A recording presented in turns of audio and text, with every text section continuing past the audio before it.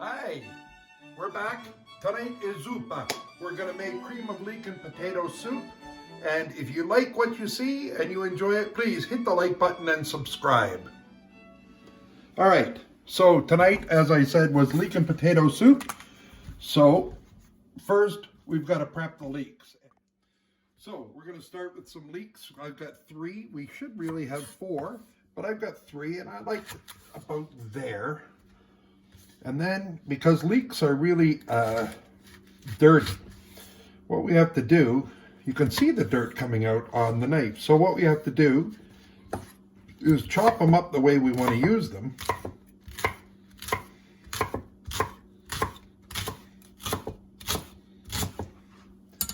And then we're going to throw them in a bowl and cover them with water.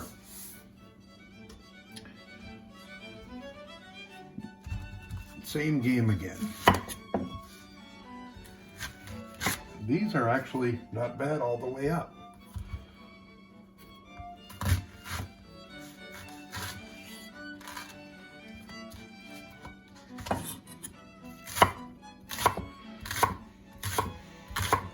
Okay, so we've cut our leeks, thrown them into some water, and we're just giving them a little wash. I'm going to do this twice because there's a lot of silt and such in the bottom.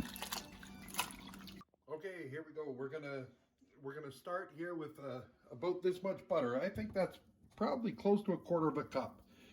Now we've washed our leeks over here and given them 2 good rinses. Now, just to make sure that we don't bring any dirt over, we'll just lift them out and put them right in with the butter.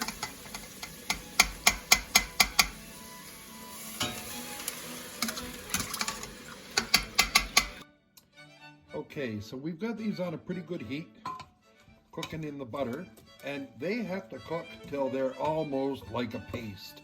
They've got to cook down for, you've got to give them at least 30 minutes, at least. And once we get them up to a sizzle, and then we're just going to add a little bit of salt. Here we go.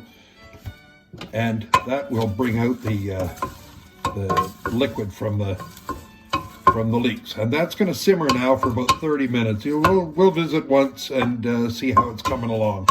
But there we go. Okay, so we've cooked down, but we're still not there. We're still not there. The problem is you don't want there to be any stringy bits left in this. It's going to wind up get caught in the electric trolling motor later when you turn it all over. So at this point, but watch this, what I'll do now. This is a cool trick. We have to add garlic. So, because everything has to have garlic.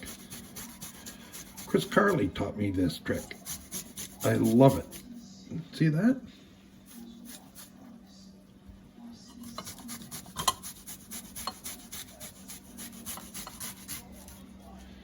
And she goes in there, she goes and she goes. Pretty soon there's nothing left, you see? And then, oh shoot, one whack, like so. I'll take this bit here and toss that in. We'll stir that back in, and it still needs a few more minutes, so the garlic can kind of cook in with it all now. And oh, the smell already. Can you smell it?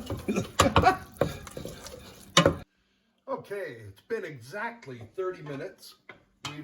There's what we've got left. And like I said, it's almost a paste. But you can see that it's still got some, I want to say stringy bits to it. And we don't want to have to, but we expect to cook down enough. All right. So now we've got some potatoes here that magically appeared cubed before us. We're going to dump the water off of these. And we're going to toss this in. So we'll toss that together. And then we'll again add just a little bit of salt. That's a lot of potato, so we may have to add more salt later. And we'll stir that in.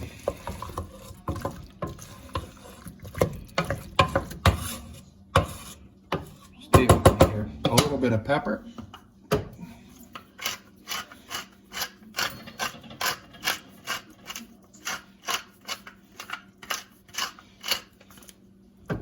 Traditionally, you'd want to use white pepper, but I don't have any. So now we've got that. We've tossed it together. You should smell how good it smells in here right now. All right. What's left of the last box of homemade chicken stock? In she goes. And you just want to come up and cover the potatoes.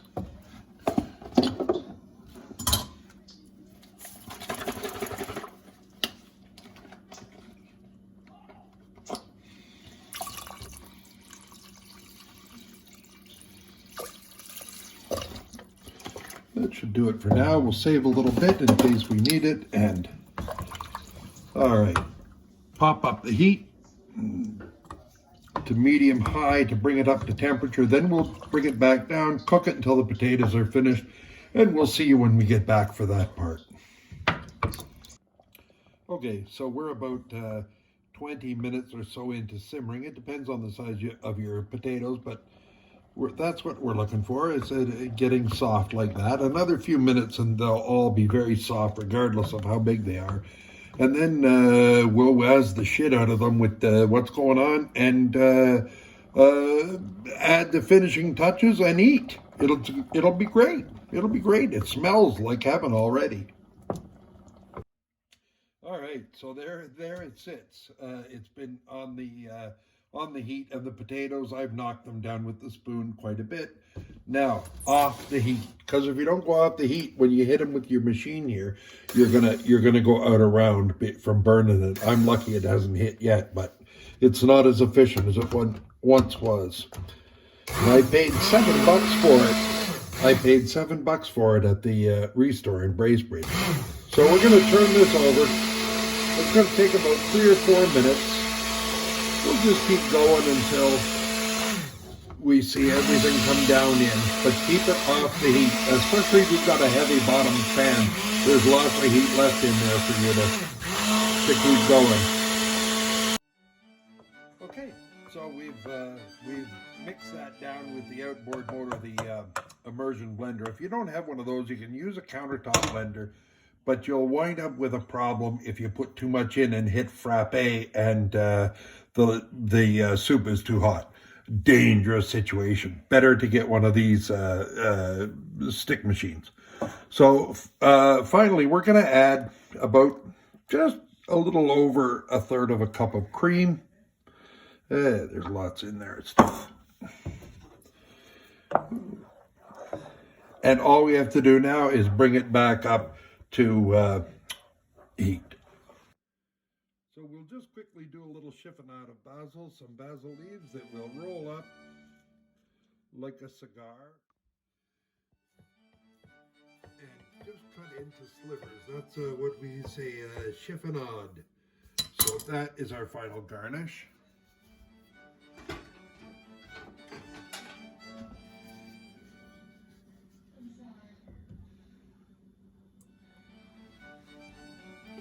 Now, we did it off camera. You didn't see it, but we tested it and made sure that it didn't need any more salt or pepper and that the seasoning was right. And we added nothing. So we think it's perfect just the way it is. And like so. And